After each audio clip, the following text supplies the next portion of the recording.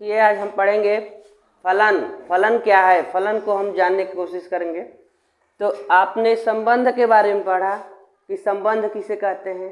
तो संबंध का दूसरा भाग है फलन, यानी संबंध से ही हम फलन बनाएंगे। संबंध जिससे बनता है उसी को हम फलन के रूप में निरूपित करते हैं। लेकिन कैसे फलन बनेगा उसको देखना है हमको। फलन का क्या डेफिनेशन होता है, यहाँ पर देखिए लिखा गया है फलन। तो फलन के बारे में देखिए यहाँ लिखा गया है 2 सेट होना चाहिए हमारे पास। जैसे संबंध हम अकेले नहीं बना सकते हैं, अगर एक ही सेट दे रहा था, अगर ए या बी, तो हम संबंध दिखाने के लिए एक क्रॉस ए कर रहे थे। अगर उसमें 2 सेट देते थे ए और बी, तो ए और बी का आपस में क्रॉस कराते थे। लेकिन उसी प्रकार अगर सेट हमको दे दिया जाए तो अकेले कोई सेट देता है तो उससे हम फलन तैयार नहीं कर सकते हैं। हमारे पास 2 सेट होना चाहिए, 2 लोग होना चाहिए। 2 लोगों के बीच जैसे संबंध को स्थापित करते हैं उसी प्रकार अगर हमको फलन दिखाना है तो 2 सेट की जरूरत होती है। 2 लोगों के बीच ही हम कोई संबंध को स्थापित करेंगे और उसी संबंध को फलन का नाम देते हैं।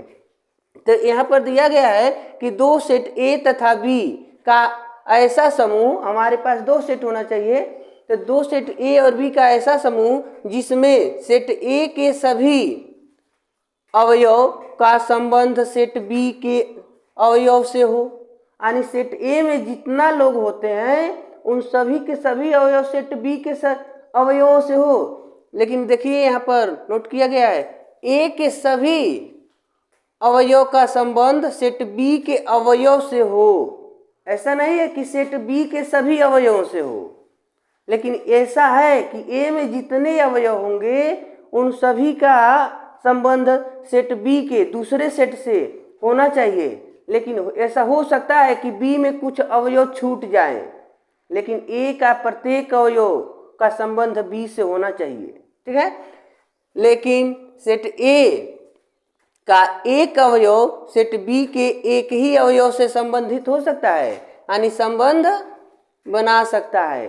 सेट ए में अगर जो अवयव है सेट ए का एक अवयव सेट बी के एक ही अवयव से संबंधित होगा, यानी सेट ए का एक अवयव सेट बी के 2 लोगों से संबंध नहीं बना सकता। यहाँ पर कह रहा है अगर ऐसा है, इसको फॉलो करते हैं, इस रूल को अगर कोई संबंध फॉलो करता है तो ऐसे संबंध को क्या कहते हैं, फलन कहते हैं। अगर जो यहाँ पर परिभाषा दिया गया है इसके अनुसार कोई संबंध हमको मिल जाता है तो उस संबंध को हम फलन कहते हैं। जैसे कि अगर एग्जाम्पल को हम देख लें, देखिए यहाँ पर अगर कोई हमारे पास 2 सेट हो ए और बी, तो ए में अगर हम अवयव देखें ए बी सी और बी में हमारे पास अवयव 1 2 3 4 5 6 ऐसे दे दिया जाए, इनका हम फलन में निरूपित करना चाहते हैं। देखते हैं फलन बनता है कि नहीं बनता है।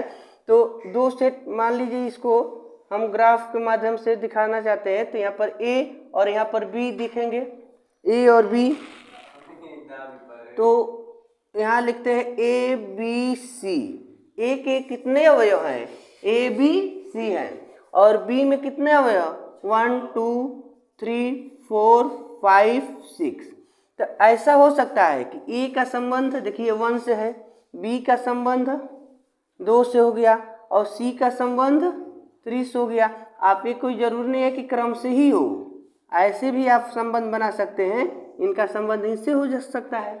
तो फलन ए के यानी सेट ए के सभी अवयव का संबंध सेट बी के अवयव से होना चाहिए। और देखिए इसमें कुछ ना कुछ अवयव छूट गए, तो ऐसा हो सकता है। लेकिन आप ऐसे कर देते हैं कि ए और बी का संबंध बन गया लेकिन सी का नहीं बना, तो इस केस में यह फलन नहीं होगा। यानी इनके प्रत्येक अवयव का संबंध दूसरे सेट के अवयव से होना चाहिए। ऐसा नहीं होगा कि ए के प्रत्येक अवयव का संबंध दूसरे सेट के प्रत्येक अवयव से होना चाहिए, ऐसा नहीं है। यानी इसमें कुछ अवयव छूट सकते हैं लेकिन इसमें नहीं छूटना चाहिए। इनका सभी के सभी अवयव इससे संबंधित होंगे, ऐसे होना चाहिए, ठीक है। जैसे अब देखिए इसमें कोई छूटा नहीं है। ऐसा हो सकता है कि मान लीजिए कि हाँ, ऐसा न करिएगा कि सी अगर इनसे संबंध बना रहा है तो सी इनसे भी संबंध बना ले। ठीक है, यानी आपका डिफिनीशन कहा है कि ए के सभी अवयव का संबंध सेट बी के अवयवों से होना चाहिए, लेकिन सेट ए का एक अवयव से, सेट ए का एक अवयव से बी के एक ही अवयव से संबंध होना चाहिए। सेट ए का एक अवयव बी के एक ही लोगों से संबंध बनाएगा। अब देखिए यहाँ पर सी सेट ए का अवयव है और यहाँ पर बी के दो लोगों से संबंध बना लिया, तो इस केस में यह फलन नहीं कहलाएगा, गलत हो जाएगा। यानी अकेला पर्सन इनमें से केवल एक ही लोगों से संबंधित होगा। जैसे कि मान लीजिए अगर हम इसमें लिख देते हैं माता और पिता, ठीक है, माता और पिता, इसमें लिख देते हैं पुत्र, पुत्री, मामा, नाना। अभी सब लोग इनके घर रहते हैं। ठीक है, तो इनका संबंध, ये माता जी है ही, तो इनके कोई ना कोई पुत्र होगा, संबंध बनेगा। हो सकता है कि इनका भी इनसे संबंध बन जाए। ठीक है, लेकिन यह तो हो सकता है कि इनका संबंध इनसे बन जाए। ठीक है, या ये होगा ना कि इस पुत्र का, अगर यह इनका पुत्र है तो यह इनका भी पुत्र होगा। तो यहाँ से देखो इनको हम गायब कर देते हैं और इनका संबंध इनसे बना देते हैं। ठीक है, माता पिता दोनों का ये पुत्री है, इनसे भी संबंध रखता है और यह इनसे भी संबंध रखती है। लेकिन अब देखिए यह, अब पता नहीं माता जी का ये मामा है कि किनका है, ये तो यहाँ पर डिफाइन नहीं हो पा रहा है कि पिताजी के मामा है, नाना है कि नहीं है। तो हम इनका संबंध, चलिए इनको छोड़ देते हैं, इनसे हम नहीं बनाते हैं। ठीक है, तो बी में जो है, जो हमारा सेट ए है, तो ए के सभी अवयव का संबंध दूसरे से बन गया, लेकिन बी में तो कुछ लोग छूट गए। हो सकता है कि रिश्तेदारी में आए हों, ऐसा हो सकता है कि यह जो पुत्री है इसके मामा जी आ गए हैं या इसके नाना जी आ गए हैं, तो बढ़िया से संबंध इनसे नहीं बना पा रहे हैं। ठीक है, तो यहाँ पर कुछ अवयव छोड़ दिया गया, लेकिन पहले सेट का जो नंबर है दूसरे सेट से संबंधित हो गए और एक ही से संबंधित है, यानी माता जी का संबंध कई लोगों से नहीं है। ठीक है, तो इस केस में यह फलन हो जाएगा। तो उसी प्रकार यह ऐसे रहता है तो गलत होगा, इनको फलन दिखाना है तो ऐसे होना चाहिए, एक का संबंध एक, यानी सी जाकर दो से संबंध बना सकता है, लेकिन सी दो से और चार से दोनों से नहीं बना सकता है। ठीक है, तो इस केस में यह क्या कहलाएंगे, फलन कहलाएंगे।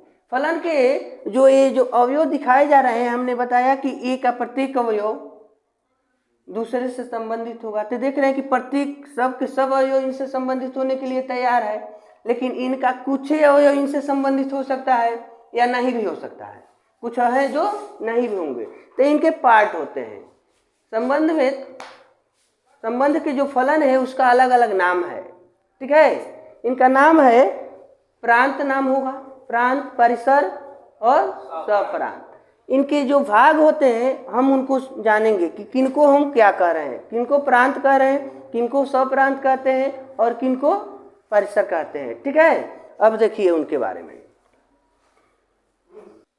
तो देखिए फलन के जो अवयव होते हैं उनका कितना भाग होता है, उनको क्या कह के संबोधित करते हैं। तो जो फलन में, जैसे फलन ए और बी है, जो सेट है, इनका जो संबंध बनाया गया है, तो ए में, सेट ए में जो अवयव है ए बी सी, और दूसरे सेट में जो अवयव है 1 2 3 4 5 6, तो इनको कैसे हम रिप्रेजेंट करते हैं, क्या कहते हैं। तो देखिए फलन के जो अवयव के भाग हैं, एक को हम डोमेन कहते हैं, यानी प्रांत। प्रांत किसे कहते हैं, कह रहा है कि फलन के पहले सेट के सभी अवयवों को प्रांत कहते हैं। ठीक है, जो फलन के पहले सेट में, देखो फलन हमारे पास यहाँ दिख रहा है, ये फलन है, तो पहला सेट जो है ए, इनके जितने अवयव हैं उस सभी के सभी अवयवों को हम प्रांत कहेंगे। जैसे ए बी सी है, जो ए बी सी तीन अवयव दिख रहे हैं, तो इसको हम प्रांत कहेंगे। देखिए ए बी सी को प्रांत कहेंगे, क्योंकि आपका परिभाषा कह रहा है कि फलन के पहले सेट के जितने अवयव हैं 10, 20, 40, 50 कितना हो, पहले सेट में जितने लोग रहेंगे उन सभी को हम प्रांत कहेंगे। ठीक है। दूसरा है कोडोमेन यानी सप्रांत। सप्रांत क्या है, तो कह रहा है कि फलन के दूसरे सेट के सभी अवयवों को, अब देखिए फलन का दूसरा सेट क्या है, तो फलन के दूसरे सेट के सभी अवयवों को सप्रांत कहते हैं। तो दूसरा सेट में जितने लोग रहेंगे वो सब के सब सप्रांत है, और पहले सेट में जितने लोग हैं सबको हम प्रांत कहते हैं। ठीक है। तो दूसरे सेट में 1, 2, 3, 4, 5, 6, तो देखिए 1, 2, 3, 4, 5, 6 जो है इसको क्या कहेंगे, हम कोडोमेन कहेंगे, सप्रांत कहेंगे। पुनः तीसरा पार्ट आता है इसका परिसर। ठीक है। तो अब देखिए परिसर के लिए क्या कहता है कि फलन के दूसरे सेट में जितने अवयव पहले सेट के अवयव से संबंधित हैं, फलन के दूसरे सेट के जितने लोग पहले सेट से संबंध बनाए हैं उसे परिसर कहते हैं। तो देखो फलन के दूसरे सेट में चले जाओ तो देख रहे हैं 1, 2 और 4, 1, 2 और 4 पहले सेट से संबंधित हैं, तो केवल उन्हीं को नोट करेंगे। 1, 2 और 4 है तो 1, 2, 4 ये सब नंबर जो है परिसर कहलाएंगे। ठीक है। इसमें कितना हो उससे नहीं मतलब है, जितने लोग इनसे संबंधित होंगे, जितने लोग का रिश्ता पहले सेट के अवयवों से होगा उन्हीं लोग को केवल हम परिसर कहेंगे। ठीक है। अब हम पढ़ेंगे फलन के प्रकार। फलन कितने प्रकार के होते हैं देखिए, तो देखिए फलन के प्रकार, फलन कितने प्रकार के होते हैं, तो आपको पता होना चाहिए कि फलन 4 प्रकार के होते हैं। फलन के 4 प्रकार होते हैं। फर्स्ट फलन, पहला क्या है, तो एकाकी फलन। पहला है एकाकी फलन यानी 1-1 फंक्शन, जिसे 1-1 फंक्शन भी कहते हैं। तो एकाकी से नाम से ही तात्पर्य हो जा रहा है कि जिसका एक एक लोगों से संबंध हो, एकाकी हो, एक एक लोगों से संबंधित हो। देखिए यह कह रहा है कि ऐसा फलन जिसमें पहले सेट के प्रत्येक अवयव, अब ये तो भाई फलन है तो ये तो निश्चित है कि पहले सेट का प्रत्येक अवयव दूसरे से संबंधित तो होंगे। अगर पहले सेट में एक भी अवयव छूट जाते हैं तो वो फलन कहलाइबे नहीं करेगा।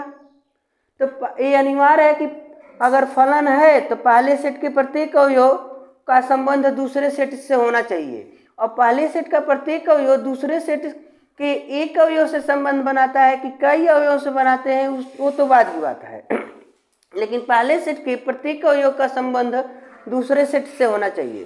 तो कह रहा है कि ऐसा फलन जिसमें पहले सेट के प्रत्येक अवयव दूसरे सेट के एक एक अवयव से संबंध बनाता हो, यानी एक एक अवयव से संबंध जब बनाएगा तो उसे क्या कहेंगे, एकाकी फलन कहेंगे। मान लीजिए कि हमारे पास 2 सेट है ए और बी। अब इनका देखिए कैसे संबंधित होते हैं। अगर ए और बी है, ए और बी, तो ए के अवयव है 1, 2, 3, 4 और बी के अवयव है A B C D E, A B C D E. तो अगर 1 का एक अवयव से बन गया, 2 का 1 से बन गया, 3 का मान लीजिए कि ई से बन गया और 4 का डी से बन गया। देखिए बीच में ही सी छूट गए तो उससे मतलब नहीं है। बी में अगर छूट जाते हैं तो छूट जाने दीजिए, लेकिन ए में कोई नहीं छूटना चाहिए। और एक बात और देखिए, एक का संबंध एक ही से बना है, यानी 1 का केवल ए से बना है, 2 का बी से बना है, 3 का ई से बना है, 4 का डी से बना है। ये दूसरे से संबंध यानी कई लोगों से संबंध नहीं बना रहा है। तो इस कंडीशन में कहेंगे कि यह एकाकी फलन है, क्योंकि पहले सेट का एक अवयव दूसरे सेट का एक अवयव, देखिए एक एक लोग का संबंध बना है, तो इसलिए कहेंगे कि एकाकी है, एकाकी फलन है। अगर इसमें अगर यहाँ पर जो 4 जो है डी से बनाया है और 3 भी डी से बना लिया होता तो गलत हो जाता, तब कहते हैं एकाकी फलन नहीं है। लेकिन एकाकी दिखाना है तो एक का संबंध एक से होना चाहिए, इसलिए यह एकाकी फलन होगा। दूसरा देखिए, दूसरा फलन क्या होता है, दूसरा फलन को हम कहते हैं आच्छादक, आच्छादक फलन। तो आच्छादक के बारे में हम पढ़ेंगे। तो देखिए दूसरा जो फलन है हमारा, कह रहा है कि आच्छादक, दूसरा क्या होता है, आच्छादक फलन होता है। तो आच्छादक किसे कहते हैं, आच्छादक या ऐसे पढ़ते हैं आंटो फंक्शन कहते हैं। तो आच्छादक में कह रहा है कि ऐसा दो सेट होना चाहिए हमारे पास, इसमें भी दो सेट होगा। अगर फलन है तो दो सेट होना अनिवार्य है, दो सेट तो ही करेंगे, दो लोगों के बीच हम रिलेशन दिखाई करेंगे। तो यहाँ कह रहा है कि ऐसे दो सेट होंगे जिसमें पहले सेट का प्रत्येक अवयव, पहले सेट का प्रत्येक अवयव दूसरे सेट के प्रत्येक अवयव से संबंधित हो। अब इसमें एक बात आ गई कि पहले सेट में जितने लोग हैं उतना ही दूसरे सेट में होना चाहिए, ठीक है। अगर दो लोगों के बीच में रिलेशन बन रहा है तो पहले व्यक्ति के घर जितने सदस्य हैं दूसरे व्यक्ति के घर भी उतना ही सदस्य होंगे, ठीक है। अगर हमारे घर 10 लोग हैं तो हो सकता है कि आपके भी घर 10 लोग हैं। तो ऐसे रिलेशन बन जाता है तो क्या कहलाएगा, आच्छादक कहलाएगा। अगर संख्या आपकी बढ़ जाती है तो आच्छादक नहीं कहलाएगा। या किसी भी तरीका से कम है मेंबर, फिर भी अगर रिलेशन बन जाता है, किसी के एक सेट में कम अवयव है, संख्या कम है और फिर भी उनका संबंध बन जाए, कोई छूटता न हो, तो भी उसको हम क्या कर सकते हैं, आच्छादक कर सकते हैं।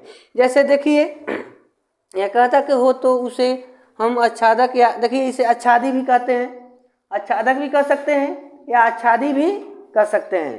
तो ए में जो नंबर दिया गया है और बी, यानी ए और बी दो सेट है हमारे पास। तो ए और बी दो सेट देखिए हैं, तो इनका हम अगर संबंध दिखाना चाहते हैं ऐसे, तो 1 2 3 4, 1 2 3 4 इसमें है ए बी सी। तो इनका संबंध इनसे बन गया, इनका इनसे बन गया, इनका इनसे बन गया, ये तो छूट गए। जब ये छूट जाएंगे तब तो फलन नहीं कहलाएगा। जब फलन नहीं कहलाएगा तो हम आच्छादक कैसे कहेंगे जी। तो ऐसा नहीं होना चाहिए, इनका भी संबंध किसी ना किसी से बनेगा। तो हो सकता है कि इनका संबंध इनसे बन जाए या इनका इनसे बन जाए, किसी से भी बन सकता है, इनसे भी बन सकता है, ठीक है। अब आपसे केवल फलन बताए थे तो ई केवल कहा गया था कि पहले सेट का एक अवयव, प्रत्येक मतलब एक एक का संबंध बनना चाहिए। लेकिन ई नहीं ना कहा गया था दूसरे में जाकर कई लोग से नहीं बनाएगा। इसका सभी लोग, अगर इसमें एक ही अवयव रहा होता ऐसे 1 2 3 4 इसमें ए केवल है, तो सब के सब जाकर इससे मिल जाएंगे, तब भी ये फलन कहलाएगा। और देखो आच्छादक भी कहलाएगा। क्यों? क्योंकि इसमें एक अवयव छूटा है, ठीक है। तो ऐसे भी हो सकता है ये पिताजी होकर इनके 4 गो बच्चे हैं, चारों बच्चे इन्हीं के नाम रखेंगे कि पिता क्या नाम है, ए। तो इससे पूछा जाएगा तुम्हारे पिता क्या नाम है, ए। तुम्हारे पिता क्या नाम है, ए। तो 4 से पूछा जाएगा बताओ तुम्हारे पिता क्या नाम है, ए, ठीक है। तो ऐसे बता सकते हैं सब। तो ये संबंधित है, फलन है, आच्छादक भी है। तो यहाँ पर देखो पहले सेट के एक भी अवयव नहीं छूटे हैं और दूसरे सेट में भी एक भी अवयव नहीं छूटे हैं। हाँ, इसे एकाएकी नहीं कहेंगे क्योंकि एक का संबंध एक एक लोगों से होना चाहिए, लेकिन यहाँ पर 2 लोग जाकर इसमें एक ही से संबंध बना दिया, तो एकाएकी नहीं है, लेकिन क्या है, आच्छादक है, ठीक है। तो इसके लिए हम क्या कहते हैं, देखिए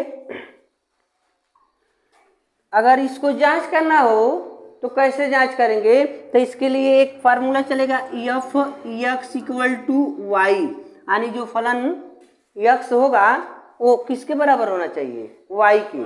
मतलब पहले सेट में जो अवयव हैं और उनका मान संबंध बनाना चाहते हैं कि किससे किससे संबंधित हो सकते हैं, तो वाई के। जब हम रिलेटेड करते हैं, रिलेशन बनाते हैं, तो जो हम एक्स की वैल्यू रखते हैं तो किसको डिनोट करता है, वाई को डिनोट करता है।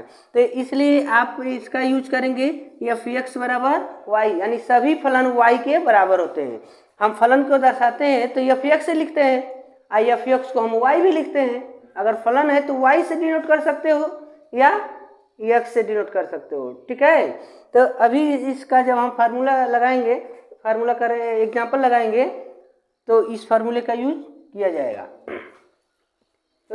तो देखिए हम इसका एक एग्जाम्पल पढ़ेंगे कि यह आच्छादी या आच्छादक है कि नहीं है। तो एक फलन है हमारे पास एफ एक्स बराबर 3x + 2, एफ एक्स बराबर 3x + 2, तो यह आच्छादी है कि नहीं है, इसको जांच करना है। तो हमने बताया, देखिए इक्वेशन नंबर 1 है और हमने आपको बताया कि एफ एक्स बराबर वाई होना चाहिए, हमको यह डिनोट करना है, दिखाना है। तो इसको नंबर 2 ले लेते हैं।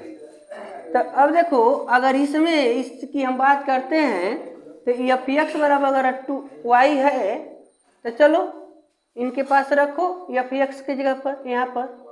तो जब यहाँ हम रखेंगे y समीकरण 1 और 2 से, तो जब यहाँ रखेंगे तो हो जाएगा y बराबर 3x + 2, ठीक है। और हम क्या करते हैं, यहाँ से इसको पक्षांतर करेंगे, इसको जब इधर हम पक्षांतर करेंगे तो y - 2 हो जाएगा, इधर हो गया 3x। अब देखो यहाँ x अकेले रहना चाहिए, जैसे कि y बराबर इतना है उसी प्रकार हम चाह रहे हैं कि x बराबर मिल जाए, यानी x के मान y के मान के बराबर दिखाना चाहते हैं। तो जब यहाँ से इसको हटाएंगे तो इसके नीचे भाग देने आएगा, तो x के मान हो जाएगा y - 2/3, x का मान मिल गया। तो कहेंगे कि x का मान समीकरण 1 में, मतलब जो हमारा फलन दिया गया है उसी में रखेंगे। तो आइए इसको उठा के इसमें रखते हैं। तो मान लीजिए कि हमारा समीकरण 1 है एफ एक्स बराबर 3x + 2। तो जब यहाँ हम रखेंगे x की जगह पर यही लिखना है y - 2/3, तो 3 और यहाँ भी तो x है तो यहाँ भी लिखेंगे y - 2/3 + 2। देखो यहाँ से इससे ये कट जाएगा, तो y - 2/3 और यहाँ बच गया y - 2 ये +2, तो यहाँ हो गया y - 2/3 और ये कट गए ना, तो देखिए y आ गया। और जबकि हो रहा था ना कि एफ एक्स बराबर y होना चाहिए। अगर ऐसे मिल जाए, आपको सवाल को सॉल्व करेंगे और x के स्थान पर जो वैल्यू रख रहे हैं उसको सॉल्व करने पर y का नंबर आपको मिल जाए, तो आप कहेंगे कि अतः आंटो है। यह क्या है? आंटो, मतलब आच्छादक या आच्छादी फलन होगा, ठीक है। इस प्रकार आप इसको सॉल्व कर सकते हैं।